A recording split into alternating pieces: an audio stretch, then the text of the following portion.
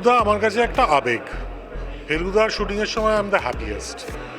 ফেলুদার শুটিংয়ের সময় পাশে আমার 14 বছরের রিজু বলে একটি যে বড় হয়ে সৃজিত মুখার্জি হবে এরকম একটা ভবানীপুরে জন্ম হওয়া একটা খুব মিষ্টি নিষ্পাপ ফেলুদা ভক্ত বসে থাকে সব সময়, চালনা করে পুরো শ্যুটে। সো সেই ফেলুদার এখন যে গল্পগুলো পড়ে আছে, যেগুলো সিনেম্যাটিক, যেগুলো এক্সাইটিং ভালো গল্প, সেইগুলো করার জন্য না ওয়েব সিরিজের বাজেট পর্যাপ্ত নয়। এবং আমি চিরকৃতজ্ঞ থাকবো হইচইয়ের কাছে যে তারা সাপোর্ট করেছে লাস্ট দুটো সিজন। তাদের নর্মাল বাজেটের দ্বিগুণ বাজেট দিয়ে সাপোর্ট করেছে, মানে এর থেকে বেশি একটা প্ল্যাটফর্মের পক্ষে করা সম্ভব নয়। এবং করেছে বিকজ ইটস ফেলুদা, তাদেরও তো একটা ইমোশনাল জায়গা, রাইট? কিন্তু ইটস লজিস্টিক্যালি নট পসিবল। তো সেই জন্যই আপোষ করে আমি ফেলুদা করতে চাই না। Let me quit when I am on a high with visually spectacular ভূস্বর্গ ভয়ঙ্কর। এর থেকে স্পেকটাকুলার ফেলুদা করা ডিফিকাল্ট আছে। মানে আমি ইনফ্যাক্ট বলবো যে চাই না, মানে সোনার কেল্লার পর এত ভিজুয়ালি অ্যারেস্টিং এবং স্পেকটাকুলার, সেটার জন্য অবশ্য অনেকটাই কাশ্মীর দায়ী, তার ন্যাচারাল বিউটি দেয়। কিন্তু ওই I want to end on a high.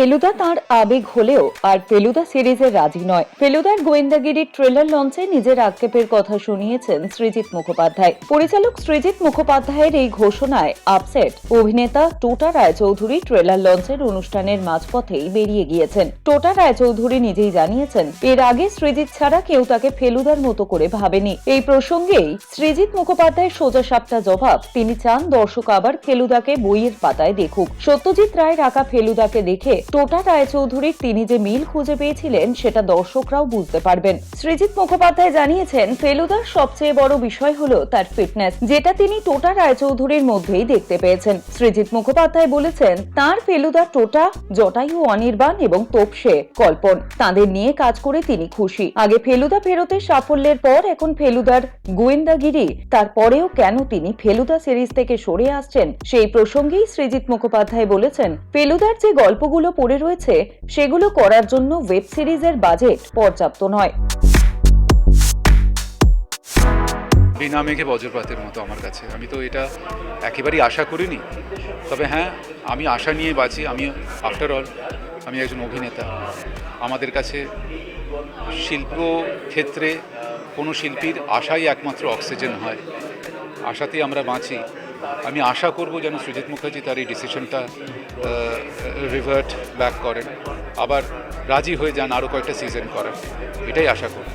বারবার বলেছি, ও না থাকলে এই স্বপ্নটা নিয়েই আমাকে হয়তো জীবন শেষ করে দিতে হতো। আর একটাই তো স্বপ্ন ছিল, আর তো কোনো স্বপ্ন নিয়ে আমি খুব একটা নাড়াচাড়া করিনি।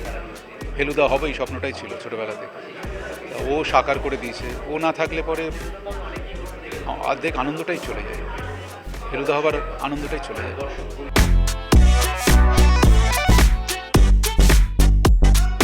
নস্টালজিয়া তো ডেফিনেটলি রয়েছে, এবং প্রত্যেকের সাথেই যে কাজ করেছি, এক ডিরেক্টরের সাথে দুবার করেছি, আরেকজন ডিরেক্টরের সাথে। ফেলুদা তিনজনই আলাদা আলাদা ছিল। তা প্রথমবার যখন করেছিলাম তখন তো একটা সুযোগ পাওয়া, প্রথম ফেলুদা করা যে রোমাঞ্চ ছিল, পরের বার অভ্যস্ত। তখন আমি ডিরেক্টর বা ওই টিম বা বাকি সবার সাথে অনেক বেশি পরিচিত, এবং আমি ফেলুদার থেকেও খানিকটা বয়সে বড় তখন, সেকেন্ড যে ফেলুদা। থার্ড ফেলুদার তো বন্ধুই। তা এই প্রত্যেকবারের ইকুয়েশন, কেমিস্ট্রি, এগুলো আলাদা আলাদা হয়েছে। আমি ওইগুলোর মধ্যে দিয়ে যেতে চাইছি না। মানে এই পুরোটা না অনেকগুলো জার্নি, ইমোশনাল জার্নি। একটা ওই যে শারীরিক কষ্টের কথা একটু আগে ঋদ্ধি বলছিল, মানে ধরো -8 থেকে প্রায় 45 অবধি একটা টেম্পারেচার জার্নিও রয়েছে, কারণ কিছু অংশ কলকাতায় হয়েছে।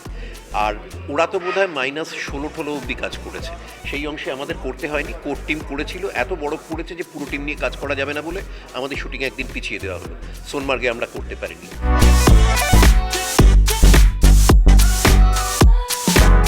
ও শুটিং চলাকালীন কয়েকবার বলেছিল বটে, কিন্তু তারপরে তো মানে কাজের মধ্যে ব্যস্ততা তেমন ছিল, এই নিয়ে আর কথা হয়নি। কিন্তু আজকে শুনলাম।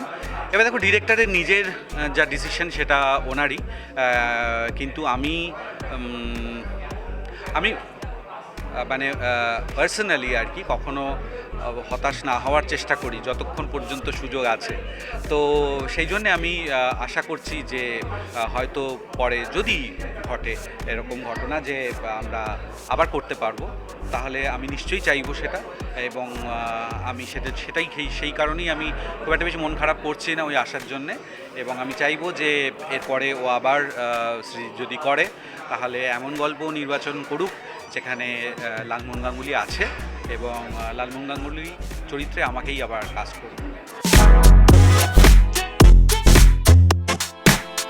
দেখে অপূর্ব লাগে, কারণ আমরা যখন যে প্রতিকূলতা মেনে শুটিং করি, সেটা শুটিং এমন একটা স্ট্রেনুয়াস এবং কঠিন বিষয়, এবং তার মধ্যে আমি যেরকম বলছিলাম যে বাংলা চলচ্চিত্র জগৎ যে সীমিত পরিসরে সীমিত অর্থ সংগ্রহ থাকা সত্ত্বেও যেভাবে কাশ্মীরের মতন জায়গাতে এভাবে শুটিং করা প্রয়োজন, অতি স্বল্প লোকজন নিয়ে এবং অত্যন্ত মেধাবী লোকজনকে নিয়ে শুটিং করা হয়েছে, যারা ক্যামেরার পেছনে কাজ করেন বিশেষত তারা, এবং অভিনেতারাও, তারা যে পরিশ্রম করে ওখানে শুটিংটা করেছেন যে প্রতিকূলতা মেনে, সেইটার একটা ফলস্বরূপ এতদিন পরে যখন ট্রেলারটা একদম পূর্ণ ছবিটা কাটা শেষ হয়ে গেছে, কালার হয়ে গেছে, এডিট হয়ে গেছে, ডাবিং হয়ে গেছে, মিউজিক পড়ে গেছে, সেই পরিশ্রমটা একসাথে একত্রিতভাবে দেখতে খুবই আনন্দ লাগে। সেটা ফেলুদা বলে না, যে কোনো ছবির ক্ষেত্রে সত্যি।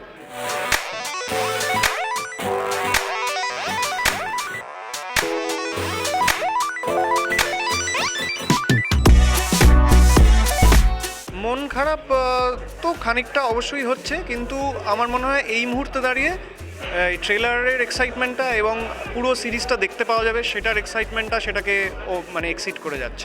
যদি হয় কোনো দিন হবে, সেটা entirely depends upon the director what he wants to do. তো সেটা নিয়ে আমি এক্ষুনি ভাবছি না, ভবিষ্যতের কথা আমরা বলতে পারবো না, কেউই বলতে পারে না। তো দেখা যাক কী হয়। -16 এবং মাঝে মাঝে সেটার থেকেও আরও ড্রপ করে গেছিলো, -21 হয়ে গেছিলো একদিন।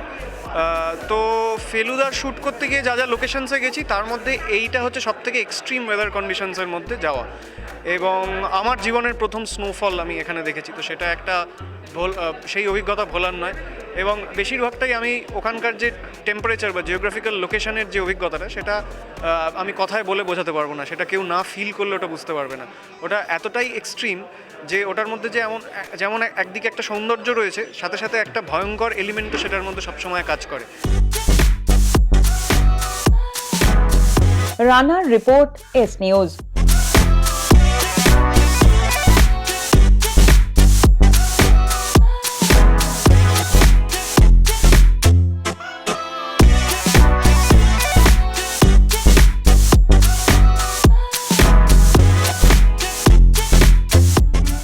প্রদোষ চন্দ্র